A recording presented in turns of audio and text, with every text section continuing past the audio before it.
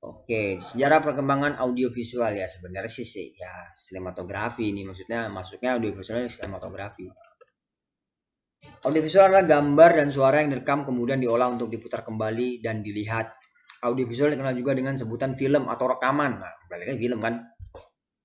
Sumber sejarah berbentuk audiovisual menjadi marak pada saat Perang Dunia Kedua meletus. Pada awal kemunculannya, rekaman peristiwa bersejarah digunakan untuk propaganda perang. Jadi ya memang begitulah propaganda biasa film kan. Akan tapi pada saat itu rekamannya masih berwarna hitam putih. Nah, dulu tahu nggak film Charlie Chaplin? Hitam putih kan nggak ada suaranya. Propaganda yang dilakukan menggunakan rekaman bertujuan untuk menarik minat masyarakat agar mendaftar ke institusi militer dan berperang untuk negara. Nah, nanti di sini akan kita bahas. Nah, kayak gini nih, cuplikan video untuk disatukannya sebuah dokumenter, video-video dokumenter itulah yang disarankan sarana belajar kita. Video dokumenter sejarah juga termasuk dalam sumber sejarah audiovisual. Ini Pearl Harbor. Jadi kalau foto aja sebenarnya kayak gini, kesan dramatiknya itu sebenarnya dapet, tapi orang ngegalinya agak lebih dalam. Bener nggak sih? Gimana? Gimana? Setuju nggak? Iya, Pak. Benar, Pak. Iya, jadi kalian bilang aja, oke Pak, setuju Pak, gitu. Jangan diem, saya juga bingung. Ntar ngajarnya kalau ditanya diem dong, saya bingung mahasiswanya kan.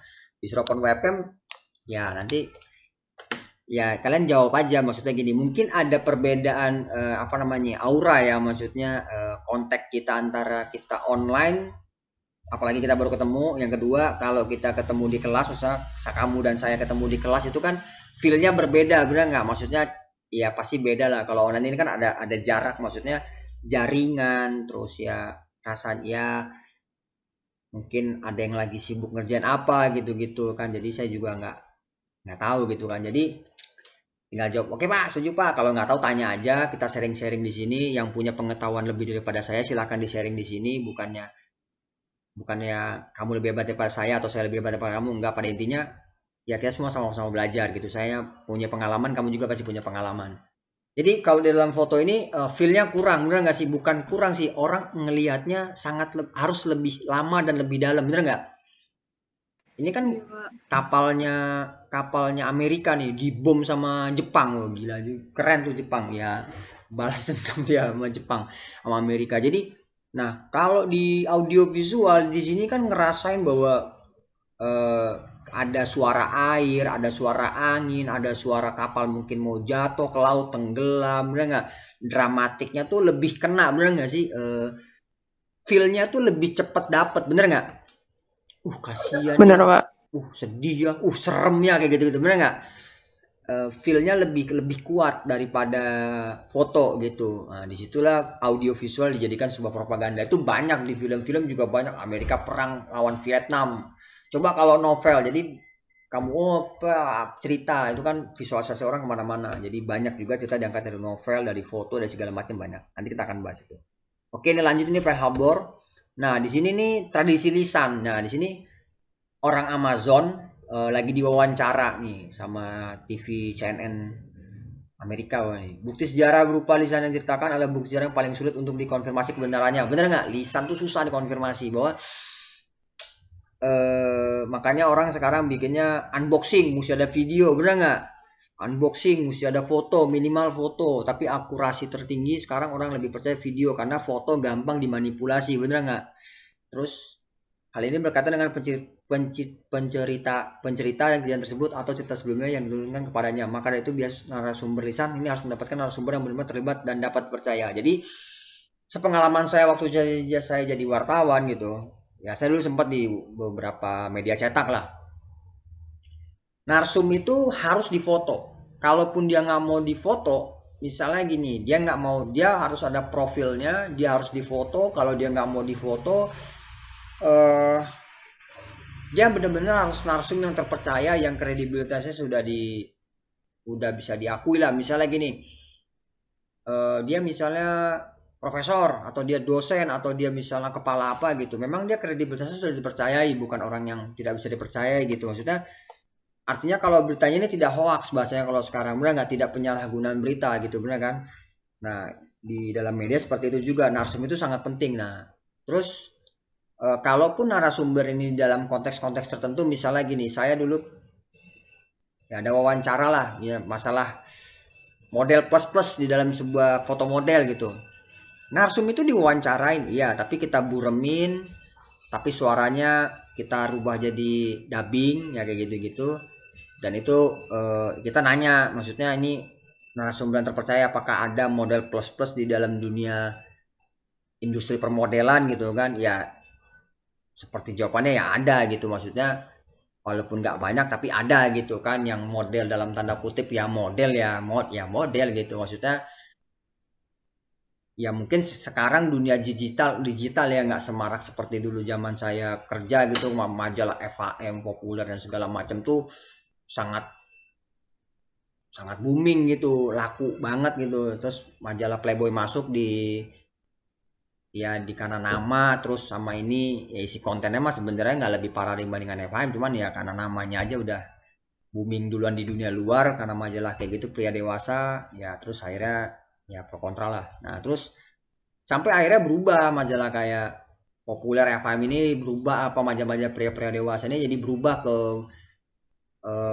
apa namanya, video audio visual gitu, karena ngelihat perkembangan teknologi. Mereka juga nggak mau tergerus dengan perkembangan teknologi, bener nggak? Karena dari riset yang saya lakukan sendiri bahwa gini, 35% itu orang 65% orang melakukan suatu tindakan pembelian, ini kita sedikit melenceng dari perkuliahan sejarah, akan melakukan pembelian itu dari sebuah audio visual, yaitu video unboxing, review. Dari situlah orang peningkatan penjualan itu banyak terjadi, bener nggak sih?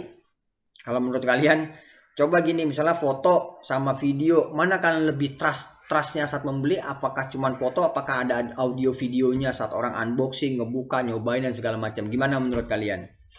Sebuah ilustrasinya.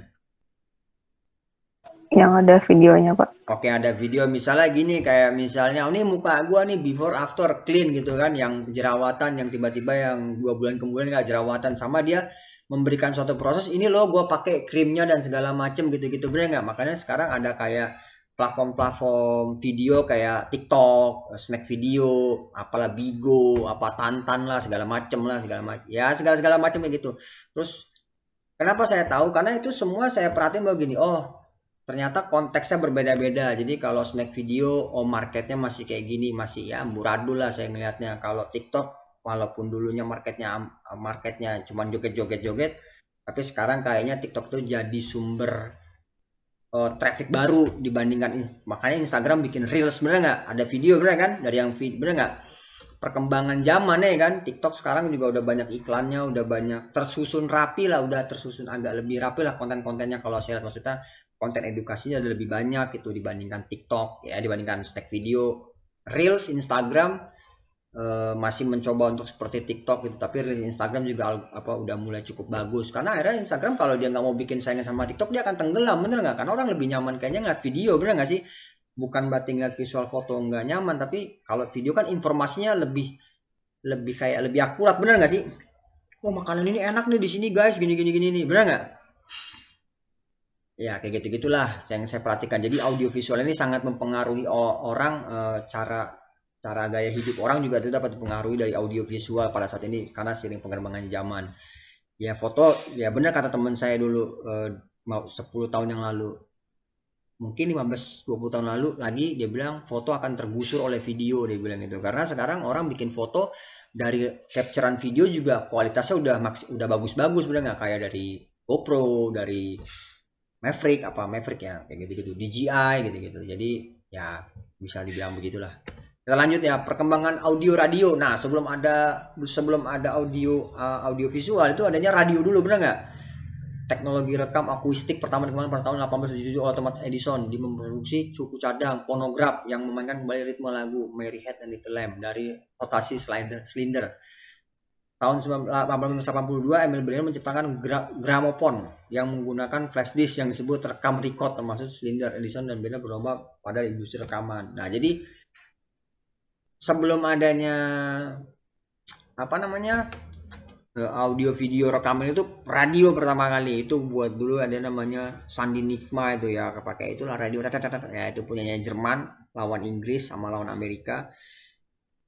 Nah, kita sekarang nih bicara radio dulu. Guglielmo Marconi, seorang Italia penerima Nobel, sukses mengkreasikan wireless telegram. Nah, ini wireless dulu pakai telegraf menggunakan gelombang radio. Untuk kalau saya kasih sekarang semuanya Saya kebingungan ya. Minggu depan maksudnya gini, sebenarnya itu udah banyak, saya akan share aja, maksudnya di minggu depan itu kalian baca, jadi ada yang bagian artistik, ada bagian non artistik, teknis lah bahasanya ya. Kalau artistik tuh misalnya penata busana, penyutradaraan, ada departemen-departemennya tuh. Itu banyak banget tuh, departemen kamera, ada namanya nanti best boy, kayak grip kayak gitu. Departemen itu penata artistik, asisten artistik, penata kostum kayak gitu-gitu. Post production ada nanti eh, sound engineer kayak gitu-gitu. Kalau film tuh banyak banget, maksudnya orangnya banyak, makanya saya bikin 5 gitu. Atau Pak, misalnya orangnya kalau